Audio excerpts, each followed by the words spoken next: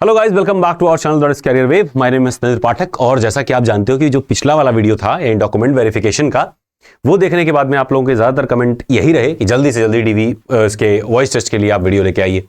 तो voice test जो पिछला वाला एक हमने वीडियो अपलोड किया था, हमको लग रहा 2-3 साल पहले, तो 2018 के पहले के पराक्रम को हम लोग ध्यान में रख के उसको हमने बनाया था। उस टाइम पे क्या होता था, वॉइस टेस्ट का मार्किंग हुआ करता था, यानी उसके मार्क्स अलॉट होते थे। अभी ऐसा नहीं रहा, क्वालिफाइंग नेचर का हो गया है। तो ऑल दो अगर वो भी आप वीडियो देख लेते हैं, उतना प्रिपेयर कर लेते हैं, बहुत बढ़िया है। अदरवाइज अब तो बहुत चीज़ें आसान हो गई हैं, बहुत आराम से आपका सारा कुछ हो जाता है। और ये हम लोग का अगर फ्री वाले जो शुरुआत के बैच से मिला लें तो 6ठा बैच होगा, अदरवाइज में 4th पेड बैच होगा। ठीक है, तो काफ़ी लंबा इतिहास रहा है उसके बाद से, और बहुत बढ़िया सब कुछ रहा है। तो उन्हीं के संदर्भ में हम सोच रहे थे कि क्यों ना एक ज़बरदस्त तरीके से वीडियो बनाई जाए जो आपके काम आए। नेक्स्ट थिंग आपको बता दें कि ज़्यादातर लोगों ने वैसे तो फॉर्म भर दिया गूगल का, और मुझे उम्मीद नहीं थी कि इतने सारे बच्चे क्वालिफाई होंगे अपने केवल बैच से, लेकिन रहे हैं, काफ़ी लोग हैं, मतलब हंड्रेड्स के टर्म में रहे इस बार, मतलब 150 से ऊपर तो हमने अभी कल ही देखा था, 161 के आसपास। तो कोशिश करिए, जितने लोगों ने हमको डीएम भी किया है, यानी पर्सनली मैसेज किया है, वो लोग भी थोड़ा फॉर्म भर देंगे। डिटेल रहेगा, एक जगह पे रहेगा, तो हम आपकी डिटेल्स को पब्लिक नहीं करेंगे, बस इसलिए रहता है कि क्योंकि हम कहीं कहीं मेंशन कर देते हैं कितने बच्चे आउट ऑफ इतने बच्चे क्वालिफाई। तो अभी गवर्नमेंट के रूल एंड रेगुलेशन बदल गए हैं, तो उसका डेटा होना जरूरी है, जो कि कभी ऐसा कुछ होता है ऑफिशियली तो रिप्रेजेंट करने में आसानी हो। अदरवाइज में अगर आप इंटरव्यू दे सकें, मिल सकें, तो ज्यादा बेटर रहेगा। और मुझे उम्मीद है कि शायद ये आपकी कैरियर वेव के साथ में आखिरी टाइम हो, मुलाकात हो। बाकी आप हमसे तो मिलेंगे ही। कि रीजन ये है कि मुझे लगता है कि आप में से ज्यादातर लोग, एक दो को हम अगर छोड़ दें तो बहुत अच्छा स्कोर किए। मतलब ये है कि मुझे लगता है कि वो फाइनल लिस्ट में जाएंगे और सक्सेसफुल होकर के आएंगे, सक्सेसफुल होंगे और वहां प्लेस्ड होंगे, है ना। यानी कि एक आपकी जो लाइफ की ड्रास्टिक जर्नी थी वो खत्म हुई, अब बढ़िया जर्नी आपकी स्टार्ट हो गई है। तो इसका मतलब ये है, जाते जाते क्या करना है, एक चीज ध्यान रखनी है कि nothing but a good faith, good hope, a good community आप मेंटेन करके रखें। थोड़ा सा जुड़े रख पाए तो अच्छी बात है। चैनल को अनसब्सक्राइब करने में जाए, सब्सक्राइब रखिएगा, अगर हो सके तो किसी को रेफर जरूर करिएगा, जैसे कि हमेशा से आप लोग करते आए। चलिए स्टार्ट कर लेते हैं। तो पिछले वाले सेशन में सबसे ज्यादा क्वेश्चन आए हैं साइकोलॉजिकल असेसमेंट को लेकर के। तो वैसे तो अभी तक के इतिहास में साइकोलॉजिकल असेसमेंट का अलग से पेपर डीवी के टाइम पे नहीं होता था, वॉइस टेस्ट होती थी। लेकिन हमको जहां तक लग रहा है, साइकोलॉजिकल असेसमेंट में साइको एक्टिव सब्सटेंस का टेस्ट हो सकता है। और दूसरा, जब आप वॉइस टेस्ट दे रहे होते हैं तो वहां पे एक साइकोलॉजिस्ट बैठता है जो आपके हाव भाव, आपकी चीजें देखता है। अच्छा, जो भी चीजें मैं बता रहा हूं हो सकता है किसी के एक्सपीरियंस से मैच करे, किसी के ना करे, क्योंकि मैंने खुद से ये नोटिस किया है कि उसी टाइम पे से दिन में अगर 4 शिफ्ट में वॉइस टेस्ट हो रहे हैं, चारों में कुछ कुछ चीजें अलग अलग है। किसी ने बताया बस हमसे इतना ही पूछा गया, किसी ने बताया नहीं सर हमारे में तो ये भी हुआ। तो ऐसा मैंने शुरुआत से नोटिस किया है कि अलग अलग लोगों का अलग अलग एक्सपीरियंस रहा, लेकिन एक्सपीरियंस इन द एंड सबसे बेस्ट रहा। मतलब ऐसा नहीं कि इसमें डिस्क्वालीफाई कोई हुए। 400 बच्चों में हार्डली 1 या 2 डिस्क्वालीफाई होते होंगे। 300-350 बच्चे जाते थे, उसमें एक आध बच्चा ऐसा होता था जो डिस्क्वालीफाई होता था, नहीं तो सारे क्वालिफाई होते थे। तो मतलब ये है कि यार टेंशन लेने की बात नहीं है। लेकिन हाँ, अगर गलती से भी इसमें अगर छाटते हैं तो थोड़ी दिक्कत, दुख, दर्द ज्यादा होगा कि सब निकल गया, इसमें नहीं निकला, अब बताइए। तो इसीलिए थोड़ा सा प्रिपेयर्ड रहना जरूरी है, बहुत बड़ी चीज नहीं है। तो साइकोलॉजिकल असेसमेंट में जहां तक उम्मीद है, साइको एक्टिव सब्सटेंस और साइकोलॉजी जो बैठा है उसी से रिलेटेड बात होगी। अलग से उसका टेस्ट का कोई प्रारूप नहीं है। अगर होना होगा तो आपके जब मेल आएगा तो उसमें जो कॉल लेटर आता है डीवी के लिए, उस मेल में मेंशन होगा। ठीक है, अब अगली बात देखते हैं कि क्या क्या चीजें होती हैं। यानी कई लोग कई तरह से बात बताते हैं, तो हम लोग सारी बातें करेंगे, डिटेल में करेंगे। सारा वीडियो काम का है, आपके ध्यान से देखिएगा। वैसे वीडियोस आपने बहुत सारी देखी होंगी, लेकिन मेरी वीडियो थोड़ी लंबी रहती है, तो परेशान मत होइएगा, देख लीजिएगा पूरा। देखो, पहली बात तो यह है कि as soon as you enter in the office you will find out कि देयर आर 4 to 5 पीपल। अपने अनुभव से बताऊंगा तो 4 लोग, लेकिन वैसे कई कई बार में 6 लोग भी बैठे हुए मिले। डिपेंड करता है उस टाइम पे कैसा स्टाफ रहा, कैसा क्या रहा। तो the first thing is they would do a general talk. पहले वो ELPT जैसा कंसीडर होता था, पहले 18 से के आसपास में, आज से पहले। इंग्लिश लैंग्वेज की प्रोफिशिएंसी कैसी है, कितनी बढ़िया फ्लुएंसी है, ये सब सारी चीजें देखते थे। बट अब अभी ऐसा नहीं है। वो जनरली आपसे हिंदी में बात कर सकते हैं कि बताइए आपकी हॉबी क्या है, तो कैसे आए, ATC कैसे चुन रहे हैं, हाव भाव कहाँ से हो, क्या करते हो, पापा का नाम क्या है। मतलब आपको एकदम कूल डाउन कर लेते हैं, सो दैट कि आपके अंदर नर्वसनेस लगभग ना ही रहे। दूसरी चीज रहती है कि जब भी आपसे कोई बात करता है, तो अगर आपका शोल्डर ऐसे होने के बजाय अगर ऐसे रहता है, मतलब ऐसा भी ना रहे कि जिम करके आ रहे हो आप, शो ऑफ कर रहे हो, लेकिन हाँ एक जनरल पोजीशन में आता है, तो ऐसा लगता है कि इस बंदे में हल्की सी कॉन्फिडेंस है, डिसीजन अच्छा, गुड डिसीजन मेकर है। तो साइकोलॉजिस्ट जो होता है वो अच्छा मार्क्स देता है, आपको पॉइंट अच्छे देता है। तो मैं ये सजेस्ट करूंगा कि आप एकदम हम्बल, काम रहने की कोशिश करें। ऑल तो देखो भाई, ऐसी जगह पे जब जाओगे, आपका इंटरव्यू है, कुछ भी है, तो अंदर से दहशत क्या, पूरा धुआं हुआ रहता है। बट आपको सामने चेहरा आपको कूल लगना चाहिए, दूसरा नहीं जान पाए कि आप डरे हुए हो, ठीक है। ऐसा कामनेस लेके आना है। ऑल्दो वहां की स्टाफ जो होती है बहुत सपोर्टिंग, बहुत जबरदस्त लोग होते हैं, उसके बारे में निश्चिंत रहिएगा। तो जनरल टॉक में कई सारी चीजें वो पूछ सकते हैं, जिसमें आपकी हॉबी, आपका घर, आपका क्या रहा, कब से तैयारी वैयारी कर रहे हो, क्या पढ़े हो, वो आपसे हो सकता है एक ही दो क्वेश्चन पूछ के छोड़ दें, हो सकता है 10-12 क्वेश्चन तक पूछ ले जाएं। वो डिपेंड करता है आपकी पर्सनैलिटी कैसे, कितने चार्मिंग आप हो और कितने बढ़िया से जवाब दे रहे हो। कभी कभी मजा आ जाता है, जैसे हम लोग भी कभी कभार इंटरव्यू वगैरह पैनल में बैठे बैठे तो हर बार देखे ये चीज नोटिस करते थे, जैसे हम लोग के यहाँ से पीजीटी टीजीटी इन सबके कई इंस्टीट्यूट्स में जुड़े हुए हैं, तो उनके मॉक इंटरव्यू कराए जाते हैं। तो उसमें हम लोग क्या रहता है, किसी किसी बच्चे के साथ ज्यादा समय बीत जाता है, पता भी नहीं चलता, और किसी किसी के साथ में 2-3 क्वेश्चन में लगता है कि यार जाने दो इनको अब, ठीक है। तो वो डिपेंड करता है कि कितने चार्मिंग आप हो पा रहे हो। नेक्स्ट होता है पैराग्राफ रीडिंग। देखो पैराग्राफ रीडिंग में क्या होता है, एक आपको एक सिंपल सा पैराग्राफ देते हैं जिसमें कोशिश करते हैं कि 3-4 चीजों से रिलेटेड वर्ड्स रहें। वैसे सिंपल ही रहता है, हाई स्कूल लेवल का रहता है, बट चाहे वो कोडिंग से रिलेटेड रहेगा, चाहे उसमें एक टफ कोई लेटर इंडिकेटर रहेगा। आमतौर पे जो बच्चे डीवी देके आएंगे या वॉइसेस देके आएंगे वो आपको बताएंगे अरे बहुत सिंपल सा पैराग्राफ था भाई, क्या बता रहे थे वो। लेकिन जब अगर आप उस पैराग्राफ को रिकॉल कर पाएंगे तो आप देखिएगा उसमें कई सारी चीजें होती हैं जो वाकई में पॉइंट करनी होती है, वो पॉइंट करते हैं, आप भले ना ध्यान दो वो करते हैं। जैसे एच का कहाँ पे एच साइलेंट आपने कर दिया, कहाँ पे आपकी क्लैरिटी कितनी रही, लास्ट का टोन। जैसे बहुत सारे लोग होते हैं शुरुआत तो करते हैं लेकिन आखिरी का वर्ड इतना मुंह में रख लेते हैं, वो निकालते नहीं बाहर, है ना, कि मैं कह रहा था अंदर ही रह गया, या मुंह इधर करके बात कर लिए तो आखिरी का शब्द खा जाते हैं। तो वो चीज भी देखनी होती है, किसी शब्द का आखिरी पॉइंट जो होता है उसको कितना पिच कर रहे हो, ये सारी चीजें मतलब वो नोटिस करते हैं कि आपकी पर्सनैलिटी में कोई डिसऑर्डर ऐसी तो नहीं है कि आप साइकोलॉजिकल इशू से पीड़ित हो। और दूसरा आपकी कई सारी चीजें इसमें चेक करते हैं, खैर इस पर भी हम लोग पूरा डिटेल में बात करेंगे, यही मेन है। वर्ड रिपीटेशन कराते हैं, जैसे कुछ वर्ड होगा जिस पर आप ध्यान नहीं दिए, उनको लगा कि सही से नहीं बोला है, तो आपसे वो उन सारे वर्ड को दोबारा भी बुलवा सकते हैं। सबके साथ एक्सपीरियंस नहीं हुआ लेकिन कुछ के साथ जरूर ऐसा एक्सपीरियंस रहा होगा कि कुछ शब्दों को अलग से देंगे कि भाई बोलो, क्योंकि आपने उसमें ओमिट कर दिया, नहीं सही से देखा। और एक चीज और ध्यान रखनी है कि जब भी ये सब आप कर रहे होंगे, हर चीज हर एक्टिविटी आपकी लगातार रिकॉर्ड होती रहती है वहां पे, यानी जो भी आप वॉइस दे रहे हो सब रिकॉर्ड होता रहता है। आपके वॉइस का पिच, उसका एंड्योरेंस, अभी इस पे बात करेंगे, फिर जनरल प्रिपरेशन और सम रेमेडीज अगर इशू है तो पहली बात आती है आपकी पैराग्राफ रीडिंग की। पैराग्राफ रीडिंग एक सिंपल सा पैराग्राफ देते थे। पहले तो होता था क्या कि इसमें एक पैराग्राफ देते नहीं थे, आपसे लिखवाते थे कुछ चीजों के संबंध में, और जो उनको काम था उसमें वो ऑडियो क्लिप चला के करवाते थे। लेकिन अभी ऐसा ऑडियो क्लिप वाला सीन नहीं रहा, अब सिंपल सा आपको एक पैराग्राफ देते हैं जिसमें कुछ वर्डिंग होती है, इस पे ध्यान देना है। HVB इन तीनों पे ध्यान देना है। एस बोलते समय बहुत से फा बोल देते हैं, यानी लास्ट में हा करके आता है, मतलब होठ क्लोज होते हैं, होठ क्लोज नहीं होने चाहिए। हालांकि डिमांड नहीं करते हैं छोटी छोटी बात को, ट्रेनिंग में आपको सिखाएंगे, बस कोशिश करते हैं कि मतलब ऐसा ना हो कि बहुत ज्यादा मेहनत करनी पड़े किसी कैंडिडेट पे, या कोई इश्यू हुआ जाए बाद में, बात करने का ही पूरा काम है आपका और बात ही नहीं कर पा रहे हो सही से, है ना। तो सबसे पहली बात होती है प्रोनाउंसिएशन आपकी कैसी है, कैसी आप चीजों को बोलते हो। दूसरी चीज स्टटरिंग और स्टैमरिंग, यानी हकलाना और हबड़ाना। जैसे नर्वसनेस में हम लोग हबड़ा जाते हैं, हबड़ाहट में एक आध शब्द गलत बोल जाते हैं, वर्डिंग नहीं निकलती, मेरे साथ अक्सर ऐसा हो जाता है। दूसरा स्टैमरिंग यानी हकलाना, यानी कहीं कहीं अटक जाना, बोल ही नहीं पाना, नया शब्द ही नहीं खोज पाना। बात होती है कहीं कहीं कि उसको आप एक सिंपल एक वर्ड में बात बता सकते हो। जैसे हमने कहा वाक्पटुता हमारी अच्छी नहीं है। अब वाक्पटुता मतलब सारी चीजें क्लियर हो गई वहां पे, लेकिन अब ये शब्द ही आपको नहीं पता था वाक्पटुता, तो अब आप समझाओगे कि मैं बातचीत अच्छा कर लेता हूँ, इंप्रेशन अच्छा जवाब लेता हूँ, सही शब्दों का चयन करके डाल पाता हूँ, 3 लाइन में वही चीज बतानी पड़ी, अदरवाइज में एक वर्ड में हो गया। तो इससे पता चलता है कि आपके पास वोकैब पावर कितनी है, कितने कम शब्दों का यूज करें, कितना अच्छा मैसेज आप कन्वे कर सकते हो, है ना। क्लैरिटी, आपकी साउंड क्लैरिटी कितनी है, भनभनाहट या नाक से तो नहीं बोलते। ज्यादातर लोगों में मैंने इशू देखा है कि जो पिछड़े इलाके से रहे, जिन्होंने ज्यादा एक्सपोजर नहीं लिया है समाज का, उनके पास में ऐसा होता है कि अक्सर वो नाक में बोलते हैं। क्यों? क्योंकि वो क्रोधित रहते हैं। एक तो समाज, परिवेश, उनकी शिक्षा, है ना, हर चीज तो उनको प्रताड़ित किया होता है समय के साथ में।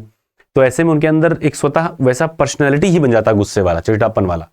आप देखोगे जो व्यक्ति इतना प्रताड़ित होता है, वो अलग बात है कि मैच्योर होकर के हम्बल हो जाए, अदरवाइज में अंटिल द मैच्योरिटी उनके अंदर एक रहता है कि नाक में भनभनाहट एक रहती है हमेशा। हो सकता है किसी हेल्थ इश्यू से भी हो सकता है, वैसे नॉर्मली साइकोलॉजिकल ही देखा जाता है चीज, ठीक है। तो क्लैरिटी होनी चाहिए। लाउडनेस, जब भी आप कोई चीज बोले साफ बोले, स्पष्ट बोले, तेज बोले, ठीक है, तेज बोलनी, उसमें लाउडनेस होना चाहिए, पिच होना चाहिए, लगना चाहिए यार कोई आदमी बोल रहा है ना।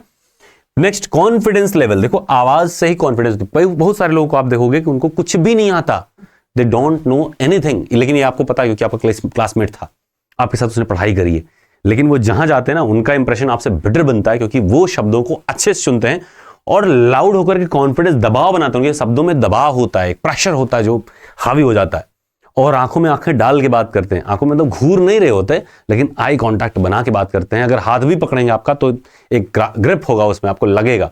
और खड़े होंगे, सांस हल्का सा रोक के बात करेंगे, पेट हल्का सा अंदर करेंगे। ऑल दो पेट निकला हुआ, लेकिन पेट ऐसे पकड़ेंगे और सारी हवा जो होगी लंग्स में भरते हैं, पेट में नहीं भरते। ज्यादा लंग्स में ही है वो अलग बात है, लेकिन पेट पूरा फूलने बजाय वो शोल्डर फुलाते हैं। ठीक है, तो दो तरीके से आप सांस ले सकते हो। एक बार सांस ले रहे हैं, पेट बढ़ रहा है, और एक सांस लेते हैं चेस्ट बढ़ रहा है। ठीक है, तो वो चेस्ट फुला करके बात कर रहे होते हैं, उससे साउंड क्लैरिटी बढ़िया रहती है। Next, local tone. देखो बहुत सारे लोगों में इशू होता है कि उनके आसपास के परिवेश में क्या बोला गया। जैसे हमारे जो पूर्वोत्तर राज्य हैं वहां पे जो वी है उसको भी बोलते हैं। कई जगहों पे कई चीजों में दिक्कत है, नाम के भी उच्चारण में वहां पे कई सारी चीजें अलग तरीके से बोली जाती हैं, वो उसी को हम बोलते हैं लोकल टोन, लोकल इफेक्ट। जैसे काम को हम कार बोल देते हैं, गाँव में काज बोल देते हैं, वो सब अवधि से इंस्पायर्ड है, अपने लोकल लैंग्वेज जो भी है उसके हिसाब से इंस्पायर्ड हो जाती है, रिलेट कर लेते हैं वो लोग, उसी से वैसे ही बोलने लगते हैं। तो इस टोन कितना परसेंटेज आपके में है, थोड़ा बहुत है चलता है, लेकिन ज्यादा है तो गड़बड़ हो जाती है थोड़ी सी, तो देखना है लोकल टोन थोड़ा सा कम से कम रहे। पिच की बात होती है, पिच क्या है ना, पिच क्या है? पिच दो तरीके का होता है, एक होता है लाउडनेस, एक होता है शार्पनेस। तो ये जो शार्प और लाउड की बात हो रही है, शार्पनेस जो है उसी को पिच बोलते हैं। जैसे फ्रिक्वेंसी अगर ज्यादा है आपकी आवाज की, है ना, वोकल कॉर्ड आपके अगर छोटे हैं तो फ्रीक्वेंसी ज्यादा होगी और उसको बोलेंगे हम हायर पिच। जैसे औरतों की आवाज हाई पिच की होती है, आदमियों की आवाज क्योंकि उनके वोकल कॉर्ड थोड़े लंबे होते हैं तो उनकी आवाज की पिच थोड़ी कम होती है। लाउडनेस ज्यादा है ना, एम्पलीट्यूड ज्यादा है बट पिच नहीं है। एक मच्छर की भिनभिनाहट की पिच बहुत ज्यादा है और शेर के दहाड़ में पिच बहुत कम है, इस बात का ध्यान रखना है। दूसरी बात, बहुत ज्यादा शार्पनेस भी अच्छी चीज नहीं है, बहुत ज्यादा क्योंकि वो चुभने लगती कान में, और मतलब बहुत ज्यादा हाई पिच भी नहीं चाहिए, बहुत ज्यादा लो पिच यानी बहुत ज्यादा बेस भी होना आवाज में अच्छी चीज नहीं, क्योंकि हायर बेस एक नॉइज क्रिएट करता है जो आपकी क्वालिटी को इंडर करता है, क्योंकि उतनी अच्छी क्वालिटी आपके कम्युनिकेशन में है नहीं, रेडियो कम्युनिकेशन हो रहा है, और उसमें जब वहां पे स्पीकर पे जाता है आवाज तो काफी फट चुका होता है, बेस बचाने के चक्कर में वो मेन मैसेज खो चुका होता है। तो बेस हो लेकिन बहुत ज्यादा बेस ना हो, थोड़ा बहुत रहे ठीक है।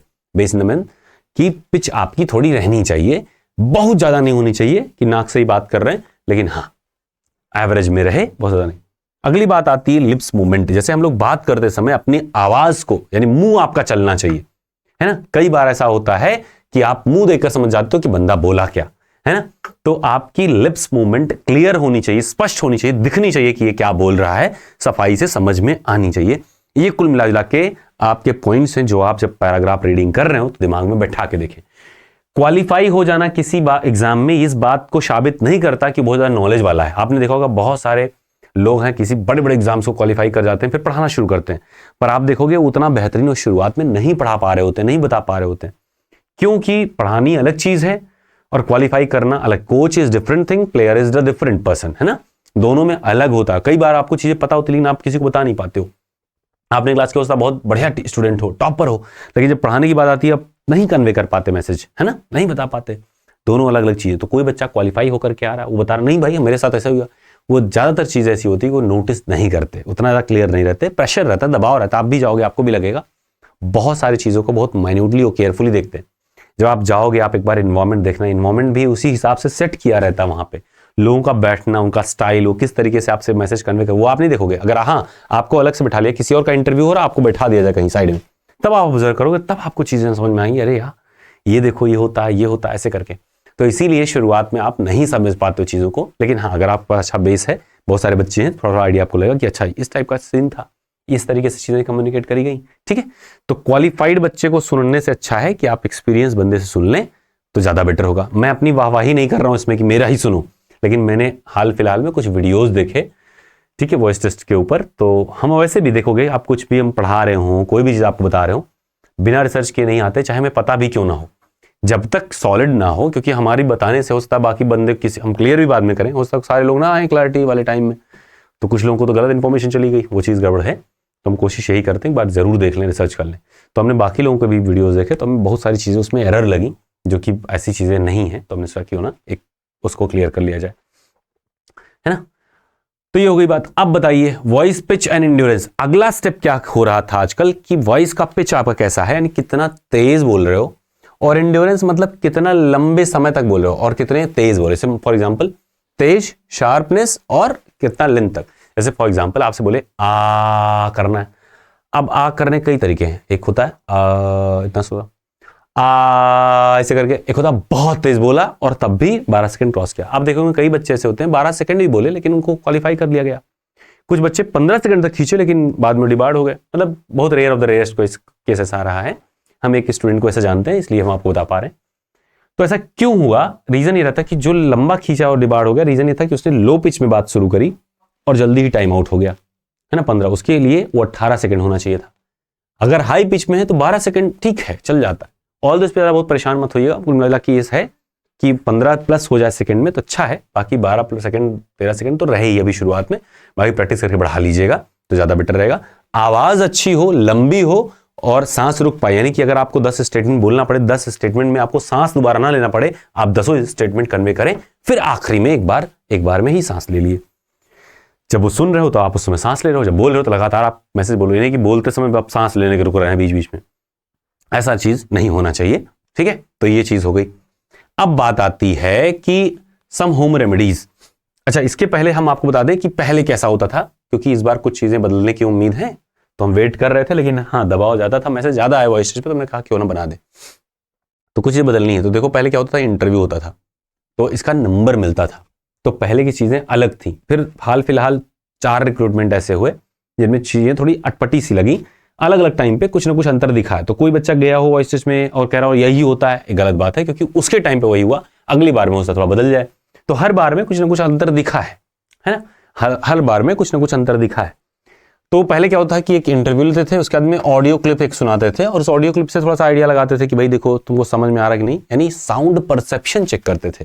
जैसे आप बोल रहे हो उस बात से उनको क्लियरिटी तो हो गई, आदमी बोल लेता है पर वो सुन भी पाता है, कहीं ऐसा ना हो कि उसको ईयर में इशू हो, सुनने में इशू हो, लाउडनेस में थिंग में इशू हो। ऐसी एक आध समस्याएं आई भी। एक बच्चा है तो उसने अपना फोटो दिखाया कान का, वो प्लेस हुआ था, पिछला डिबार हुआ था, तो उसको श्योर नहीं था किस वजह से, लेकिन रीजन यही रहा कि उसके कान थोड़े से ये वाली फलक जो है हल्की सी कम थी। तो उससे क्या होता था कि वो क्लैरिटी उसके दिमाग कान में थी नहीं, तो उन लोगों ने कोई चीज़ बोला होगा, उसने दोबारा रिपीट किया क्या सर। तो कभी भी ध्यान दीजिए जब वहां जाइए अटेंटिव रहिए, अटेंटिव मतलब समझ रहे हैं, क्लियर रहिए। जैसे ऑडियो क्लिप वैसे नॉर्मली अभी तक नहीं सुनाते, लेकिन इस बात का वो ध्यान रखते हैं कि आप सुन पाते हो कि नहीं, आपका फोकस रहता है कि नहीं। अब कोई बच्चा अगर बहरा है या नहीं सुन पाता है, मशीन का उपयोग करता है, तो वो कैसे वहां पे सुनेगा, कन्वे कर पाएगा मैसेज को। तो ये एक बहुत बड़ा वाइटल रोल प्ले करता है। आप नहीं नोटिस करते हो पर वो नोटिस करते हैं, उनका काम है कि एक सही कैंडिडेट को पहुंचाना, और सही कैंडिडेट चुनने के लिए उनको जो मेन पैरामीटर, प्रोमिनेंट पैरामीटर है, सुनना और बोलना, ये दोनों प्रोमिनेंट है। और तीसरा आपकी बुद्धि इतनी हो कि आप थोड़ा सा ऑब्जर्व अच्छा कर पाए, यानी डिसीजन मेकिंग, थॉटफुलनेस, कॉन्फिडेंस, ये सारी चीज़ वो आपके पर्सनैलिटी और बिहेवियर को देख करके, जैसे होता है ना किसी किसी को देख करके आप काम भर का आइडिया लगा लेते हो, फिर बात कर लेते हो और आइडिया लग जाता है। हम कई लोगों को ऐसे बता सकते हैं कि जो आपको देख लेंगे, आपकी बातचीत को देख लेंगे तो बता देंगे क्लियरली। इतने दिन से पढ़ाते हुए इतना अनुभव हुआ कि हम लोग क्लास में अगर एंटर करते हैं तो गठे लग जाता है, इसका होना है इसका नहीं होना है, पहले ही दिन दूसरे दिन ही आइडिया लग जाता है। Although it's good, not good thing, क्योंकि जनरलाइजेशन हो गया ना, आप एक उम्मीद खत्म कर दे रहे हैं उसके, तो हम लोग बोलते नहीं उस चीज़ को, लेकिन लगभग 99.9% होता वही है। कारण है कि आपकी पर्सनैलिटी में हर चीज़ दिखती है, आपकी हैबिट में ही दिखती है। पढ़ने वाला बच्चा अलग हैबिट अपना शो करेगा, अपना अलग रहेगा, वो हमको करना नहीं पड़ता, वो अपने आप होता है। अगर आपने कॉपी चेक करी होगी, देखा होगा आपका ध्यान अक्सर सीधे गलती पे ही जाता है, तो गलतियां आप कितना भी छुपाने की कोशिश करो उसी पे जाएगा हाथ, तो वो बाई नेचर आ जाता है जब आप ऑब्जर्वर होगे। तो मेरा मतलब ये है कि वो आपको पकड़ लेंगे जहां पे आपकी कमी होगी। थोड़ा सा फोकस रहिए, अटेंटिव रहिए। ऑल्दो कभी जल्दी रिजेक्शन इसमें होने के चांस ना के बराबर रहते हैं, नहीं होता है रिजेक्शन, वैसे एक आध दो बहुत रेयर ऑफ द रेयरेस्ट बाहर किए जाते हैं, लेकिन फिर भी कुछ चीज़ों पे ध्यान रखें, जिसमें आपकी वॉइस टेस्ट की इंड्योरेंस वगैरह, सुनने की परसेप्शन की, ध्यान से सुने क्या बोल रहे हैं, क्लियर आपको सुनाई दे। हाँ hello sir, excuse me sir, क्या बोल रहे हैं, ये सब चीज़ें अवॉइड करें। इसी इंटरव्यू में कहीं भी जाइएगा अवॉइड करिए, ठीक है। रिपीट ना तो करिए ना किसी से करवाइए। ये बहुत बड़ा साइकोलॉजिकल डिसऑर्डर माना जाता है कि जब आप कोई भी चीज़ को बार बार बोलते हैं, जैसे मैं ही हूँ, अब मैं वही चीज़ बार बार बोल रहा हूँ, अगर लिखवा रहा हूँ अलग बात है, अदरवाइज में अगर मैं बार बार वही सेंटेंस 3 बार 4 बार बोल रहा हूँ तो साइकोलॉजिकल डिसऑर्डर में आता है। तो इससे ना तो बोलने में मजा, मतलब क्वालिटी दिख रही होती, ना सुनने वाला सही से सुन पाता है, उसको सुनता है, ध्यान दे पाता है, परसीव नहीं करना चाहता, वो इरिटेट होने लगता है। तो हमेशा ना तो बार बार आपको सुनने की कोशिश करनी, उससे एक्सक्यूज मी कर रहे हो, और ना ही किसी को बार बार बोलनी चाहिए। एक बार एक मैसेज हो तो इसे लगता है कि संवाद बेटर है, ये इंटरेस्टेड है और सही बोल रहा है। और अगर इसमें कहीं ना कहीं किसी को 2 बार बोलना पड़ रहा हो और अगले को 2 बार पूछना पड़ रहा हो, इसका मतलब कम्युनिकेशन बेटर नहीं है। एक कोई ऐसा व्यक्ति है जो इंटरेस्टेड नहीं है, वहां से आपका हट जाना ज्यादा बेटर है, ठीक है, ऐसे कन्वर्सेशन से। तो ध्यान रखें इस चीज का। और नेक्स्ट है पैराग्राफ राइटिंग करा। जैसे अभी पैराग्राफ देते हैं, वो पहले क्या होता है, कोई ना कोई पैराग्राफ वो खुद ही चुन लेते थे कि भाई देखो इन टॉपिक्स पे आप पैराग्राफ एक लिखो, फिर वही पढ़ो, फिर एक पैराग्राफ अपना खुद का देते थे, कहते थे अभी वाला पैराग्राफ पढ़ो। मतलब मिला जुला करके, कुल मिला जुला के 1 घंटे का लगभग सेशन रहता था। वो 1 घंटा नहीं, 40 मिनट का लगभग रहता था। अभी ऐसी चीजें नहीं है। अभी नॉर्मली हम देखते हैं कि 4-5 घंटे में सारा प्रोसेस ही कंप्लीट हो चुका होता है, बच्चा बाहर आ जाता है जाने के बाद में। तो मतलब ये है कि अब चीजें आसान हो गई हैं। लेकिन मैं इतना जरूर कहूंगा कि अगर पैराग्राफ रीडिंग की बात करो तो अभी भी होता है, इंटरव्यू अभी भी होता है। हालांकि उस पर मार्क्स वर्क्स नहीं रहते, बस वो आपका असेसमेंट कर रहे होते हैं, आप कूल करने की कोशिश कर रहे होते हैं बस। ऑडियो क्लिप और पैराग्राफ राइटिंग ये कभी नहीं हुआ, लेकिन संभावना ऐसी करी जा रही कि हो सकता है राइटिंग या लिसनिंग से संबंधित कुछ इस बार जोड़ें। संभावना है, थोड़ी संभावना है। तो कुछ नहीं, परसेप्शन देखना है। हो सकता है ऑडियो क्लिप ना दे करके आप कैसे सुनते हो उसी चीज पे गौर कर रहे हो। मैं ऐसी खबर आई तो हमने सोचा क्यों ना आपको बताएं। और जरूरी नहीं कि वो पायलट वाला वॉइस वो पुरानी जमाने की बात हो गई। पायलट वॉइस नहीं बताएंगे आपको, नॉर्मल सा ऐसा कोई रहेगा, उसको सुन के आपसे बोल देंगे कि क्या था मैसेज, क्या था, कैसा था, क्या बोल रहा था। सिंपल सी ऐसी की कोई कमेंट्री हो गई, कुछ हो गई 4-5 लाइन की, वही चीज कि आप कितना मैसेज रिकॉल कर पाते हो, सस्टेन कर पाते हो, इससे संबंधित हो सकता है कुछ ऐड हो, संभावना है। ये चीज मैं इसलिए आपको बता रहा था, ठीक है। अब इसके बाद में हम बात करेंगे रेमेडीज की। देखो बहुत सारी हो सकती समस्याएं होती भी हैं समस्याएं, ऐसा कुछ है नहीं कि अवतार लेके आप पैदा हुए हैं, यही तो सीखे हैं सब कुछ।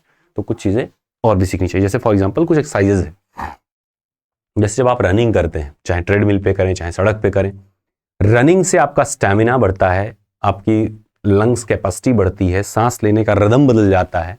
कार्डियोवास्कुलर एक्सरसाइज से क्या होता है कि ब्लड में ऑक्सीजन की लेवल ज्यादा होती है, तो बार बार ज्यादा सांस लेने पर रिलैक्सिंग हार्ट बीट बहुत डाउन हो जाती है फिर, क्योंकि शरीर में ऑक्सीजन पर्याप्त रहता है, तो बार बार हाँफने की जरूरत नहीं रहती बाद में, खाली एक्सरसाइज में ही हाँफना होता है। बाद में दिन भर आप कूल, काम और अटेंटिव रहेंगे। तो इसलिए अभी से एक्सरसाइज अगर करते हैं, हल्की हल्की जॉगिंग करना शुरू करें, ज्यादा नहीं, फिर धीरे धीरे आप रनिंग कर लीजिएगा। तो इससे क्या होगा, आपकी थोड़ी सी पिच बढ़िया हो जाएगी, लंग्स कैपेसिटी अच्छी रहेगी, हो सकता है इंड्योरेंस बढ़े। योगा में देखिए अनुलोम विलोम, प्राणायाम, है ना, भ्रामरी, ये सारी चीजें ऐसी हैं कि जो कि आपकी आवाज को बढ़ाती, मतलब इंड्योरेंस को बढ़ाती हैं, ठीक है। तो अनुलोम विलोम, प्राणायाम हो गया, भ्रामरी हो गया, और बस यही 3 हमको लगता है कि यही 3 ऐसी हैं जो आपके लिए पर्याप्त हैं। इतनी दिनों से काम बन जाएगा अगर करते हो। कौन चीज सबसे बेस्ट है अगर आप कर पाए, आपके घर में हो? शंख जानते हैं? अगर आपके घर में शंख है या अवेलेबल है, तो आप शंख अगर बजाए होगे कभी, तो आपको एक आइडिया होगा, आता हो तब जान ना देने लग जाना इसके पीछे। शंख बजाने में बहुत तगड़ा प्रेशर पड़ता है चेस्ट पे, और बहुत अच्छा इफेक्ट देखने मिलता है बहुत जल्दी ही। तो शंख एक अच्छा उपाय माना जाता है एक्सरसाइज के लिए। अब एक बात आती है पेपर की। बहुत लोग होते हैं हड़बड़ाते हैं, हकलाते हैं, तो बोला जाता है कि अगर वो तीखा खाते हैं तो आवाज शार्प रहती है। तो इसलिए पुराने जमाने की घरेलू रेमेडी है कि एक काली मिर्च का दाना लें, उसको आधे पर से तोड़ें, बहुत छोटा टुकड़ा, जीभ के नीचे थोड़ी देर रख लें, फिर थूक दें, फिर बोलेंगे अगर आप, तो आप देखेंगे आपके आवाज में, यानी जो ये टंग्स मूवमेंट है वो क्लियर हो जाती है, शार्प हो जाती है, तो आवाज लड़खड़ाती कम है। जैसे बहुत लोग होते हैं शेक करते हैं, आवाज शेक करने लगती है जब प्रेशर में जाते हैं। जिनको नहीं होता उनको नहीं पता है, वो तो कहेंगे यार ये कौन सी बात हुई, लेकिन जिनको होती है वो इस बात को जानते हैं। होता है, बहुत सारे लोगों में देखने को मिलता है।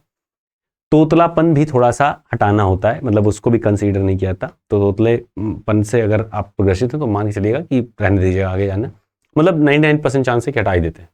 तो स्टमरिंग, स्टार्टरिंग और तोतलापन जो है, इन तीनों में कोई चांस नहीं है, जब तक कि आप कुछ बहुत हल्का फुल्का है होता चल जाए, पर ज्यादा है तो मतलब कोई उसका उपाय नहीं है। कट्टे, होठ, थालू ये सब हैं, तो इसमें भी कोई चांस नहीं है रखने का, वो हटा ही देंगे किसी न किसी बहाने से। आपको एक चीज हम बताएं कि एक आप चीज देखेंगे कि कोई भी डिपार्टमेंट हो, पर्सनैलिटी का असर हमेशा पड़ता है। अगर आपकी अच्छी पर्सनैलिटी है तो अपने आपके होने के चांसेस बढ़ जाते हैं। पर्सनैलिटी थोड़ी डाउन है, भले आप योग्य हो, होने के चांस घट जाते हैं। एक काला आदमी चाहे कितना भी योग्य हो, उसका फर्स्ट परसेप्शन इतना, मतलब ये प्रैक्टिकल बात है, मतलब ये बताने वाली बात नहीं, उसका प्रैक्टिकल परसेप्शन जो लोगों के अंदर दिमाग में आता है वो उतना अच्छा नहीं आता। एक गोरा आदमी कितना भी ढीठ हो, पहली बार मिलेगा तो उसका परसेप्शन अच्छा आ जाता है। इसीलिए अपने पर्सनैलिटी को केयर करना जरूरी हो जाता है कि आप सही से पहने, सही से बोलें, सही से बात करें, सही से प्रेजेंट करें, और जो बोल रहे हो लिमिटेड बोल रहे हो, ये सारी चीजें जरूरी हैं, और ये साइकोलॉजिकल ऑब्जर्वेशन में जरूरी होती है, इस पर ध्यान रखना होता है। आवाज में भी क्या बोल रहे हैं, कैसे बोल रहे हैं, कभी पहले दुलार से आप बोलते थे, फिर बाद में वही आदत बन जाती है, आदत बनते थे थोड़ी लगती है। खैर एनीवे, कोल्ड बेवरेजेस जैसे कोल्ड ड्रिंक, बियर, है ना, बियर तो ऐसे भी नहीं, बियर पे एक बात आपको बता दें कि एक मैसेज आया था हमारे पास कि sir I am occasional drinker. तो मुझे बात की हैरानी नहीं है, ज़्यादातर ग्रेजुएशन में जो इंजीनियरिंग बैकग्राउंड से रहते हैं तो होते हैं उसमें बहुत सारे लोग। तो अगर ओकेजनल ड्रिंकर है तो क्या प्रॉब्लम है? प्रॉब्लम है, अगर अभी छोड़ दिए कोई प्रॉब्लम नहीं है, लेकिन अगर आप पीते रहेंगे तो प्रॉब्लम है। ये मान के चलिएगा कि 18 से 20 दिन के ट्रेसेस मिलते हैं यूरिन में, तो उनके ऊपर है कि वो छोड़ रहे हैं कि आपको रख रहे हैं। तो लेकिन ये बहुत बड़ा मसला है कि अगर आपके ट्रेस जो हैं तो उसमें अगर कहीं से भी अल्कोहल या कोई नशा पत्ती पा जाते हैं, वो स्मोकिंग शायद थोड़ा बहुत कम असर करता हो, लेकिन बाकी सबका तो भाई तुरंत तुरंत गांजा, अफीम, चरस, है ना, फिर 2-4 और भी खतरनाक ड्रग्स टाइप के नाम हैं, फिर इसके बाद ओपीएम वगैरह, है ना, एक और है कि अल्कोहल भी उसमें इंक्लूडेड है। तो ये सारे नशे अभी से छोड़ने पड़ेंगे। अगर आप नशा करते हो तो अभी से छोड़ना पड़ेगा आपको। छोड़ना कोई बड़ी बात नहीं होती, बस सोचना बंद कर दिए छूट जाएगा। अगर सोचोगे मुझे छोड़ना तो और पियोगे, वैसे अच्छा है छोड़ देना अभी से ही। तो ध्यान रखना कि कम से कम 25 दिन का गैप जरूर होना चाहिए, कम से कम 25 दिन का, सो दैट कि आप क्लियरली आगे बढ़ पाओ। अदरवाइज वहां पे भी जो पीता आदमी दिन भर, वो आपके लिए पहरेदार तो देंगे नहीं, बॉडीगार्ड, कि देखते रहना, ग्लास पटक देना अगर बैठे।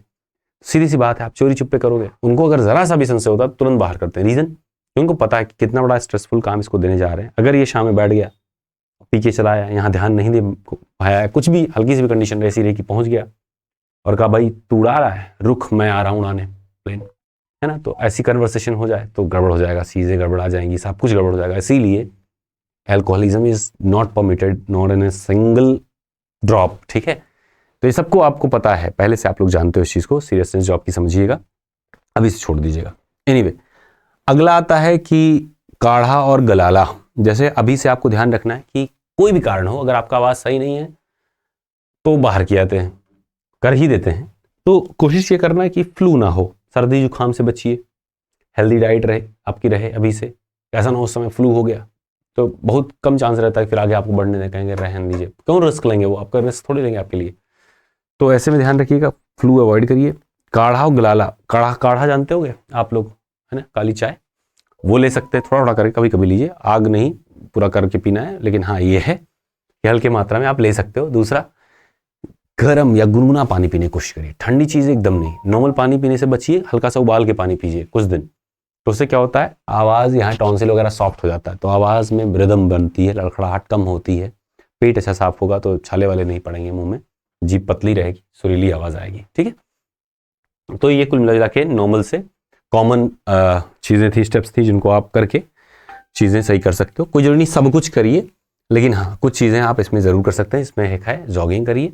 अच्छा, एक सबसे खास बात जो थी कि अभी से इंग्लिश कैसे सही करें, टोन सही कैसे करें, तो टोन या नोट आपका जो सही करना है उसके लिए आप क्या करना है, एक न्यूज़पेपर उठाना है। कल भी मैंने बताया था, मतलब पिछले वाले वीडियो में भी, न्यूज़पेपर लीजिए, द हिंदू ले लीजिए, कोई भी ले लीजिए, उसके आर्टिकल्स क्लियर और लाउड, है ना, अच्छे पिच के साथ पढ़िए, बहुत बेस बना के नहीं, बहुत शार्प बना के नहीं, मीडियम पिच में, है ना, बेहतरीन तरीके से बोलने की कोशिश करिए कि हाँ ये है, ऐसा ऐसा है, और एकदम क्लियर, है ना। मेरे पास तो कोई ऐसा कंटेंट दिख नहीं था, अदरवाइज मैं आपको एक मतलब बता देता बाहर ही सब कुछ। तो एनीवे, कुल मिला के ये है कि आपको रीडिंग करनी है, उसमें कुछ चीज़ों पे ध्यान रखना है कि जो भी आप बोल रहे हो, उच्चारण जो भी आप कर रहे हो क्लियर है कि नहीं। आप खुद ही आइडिया लग जाए कि यार मैं सही नहीं बोल पा रहा हूँ, या आप उसको क्या करिए, देख लीजिए कि उसका क्या, कहीं भी कोई मूवी का डायलॉग ले लीजिए, कुछ भी ले लीजिए, कैसे वो बोल रहे हैं, कैसे आप बोल रहे हो, क्या अंतर आ रहा है, उस चीज़ पर थोड़ा सा नोटिस करिएगा, हो जाता सही। मतलब उसमें कोई ज़्यादा वो इशू वाली बात नहीं, घबराई का बिल्कुल नहीं, ना के बराबर रिजेक्शन रहते हैं वॉइस टेस्ट में, घबराना बिल्कुल भी नहीं है।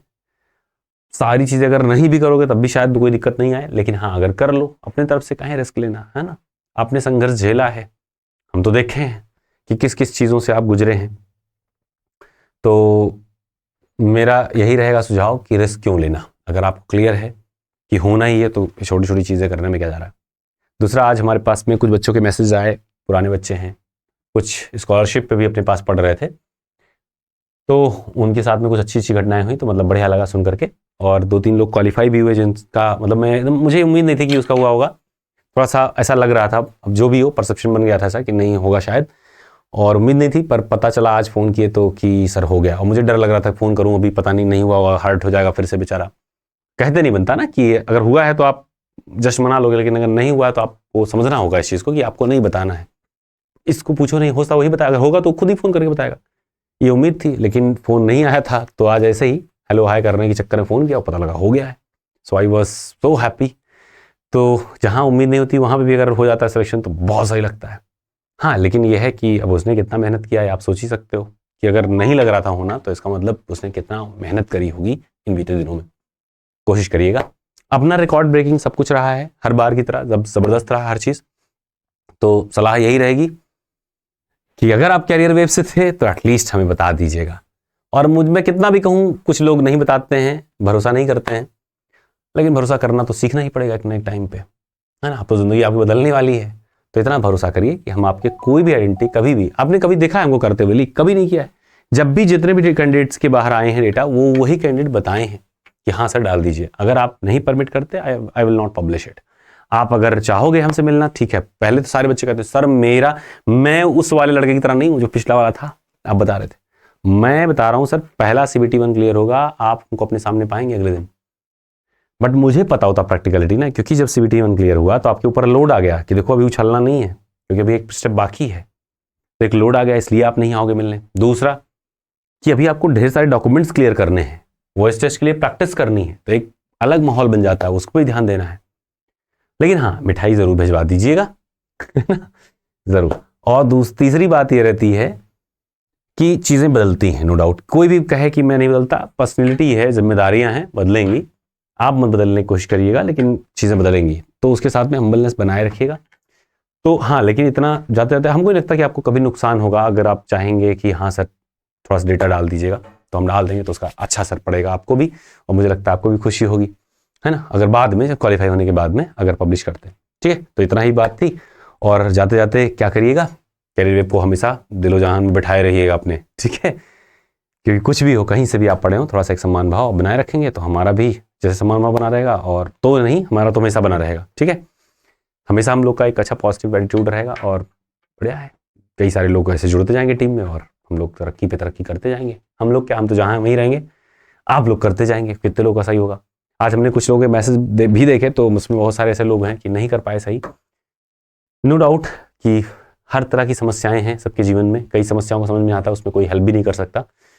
तो समझिएगा इस चीज़ को कि आपकी ज़िंदगी भले बेहतर हो गई हो, बहुत सारे लोग आपके पीछे हैं जो आपकी तरफ आस लगाए बैठे होंगे, तो उनके लिए भी दिमाग में एक अच्छा पॉजिटिव होप रखे रखिएगा। 50 रुपये का डोनेशन, चाहे किट्टो फॉर्म में, किसी फॉर्म में, आपको बहुत सारे NGO मिल जाएंगे, है ना। तो किसी में भी 50 रुपये 100 रुपये क्या चीज़ होती है सिलेक्शन होने के बाद में। ये मैं बार बार इसी से बैठा रहा हूँ ताकि आप आदमी बदले नहीं, उससे बहुत ज़िंदगी हमने देखा लोगों की ज़िंदगी बदलते हुए। क्योंकि ऐसे ही आप जैसे हमारे जैसे लोग ऐसे 10-20 इकट्ठा हो गए तो काफ़ी मात्रा में पैसा हो जाता है। और ये प्लेटफॉर्म अलग से चार्ज, मतलब अलग से आपसे बताएंगे कि अगर आप चाहो प्लेटफॉर्म को सपोर्ट करना तो 1-8% आप दे सकते हो, अदरवाइज नहीं भी दोगे तब भी वो अलग से चार्ज कंपलसरी नहीं होता। जो भी आप देते हो सीधे उसी कैंडिडेट को ही मिलता है। फंड रेजिंग का काम करते हैं। समस्याएं दुनिया में बहुत सारी, वो अलग बात है कि हमारी दुनिया अलग है, उसकी दुनिया अलग है, हर कोई अपनी अपनी दुनिया में जी रहा होता है। लेकिन समस्या जितनी खुशियाँ हैं उससे ज़्यादा समस्याएं भी हैं। तो नहीं भाई, दैट वाज ऑल, और wish you all the best. हंसते रहिए, मुस्कुराते रहिए। इसके अलावा कोई भी डाउट हो कमेंट सेक्शन में ज़रूर पूछिएगा, हम उस पर ज़रूर वीडियो बनाएंगे। जैसे आप लोगों ने प्रेशर किया तो आए न लेके, तो ऐसे ही आते रहेंगे आपके साथ में, बातें होती रहेंगी, कुछ पढ़ाते भी रहेंगे, कुछ पढ़ते सीखते हम भी रहेंगे, आप भी रहिए, और रेफर जरूर करिएगा। And I am counting on you guys. Okay, wish you all the best, take care, bye bye.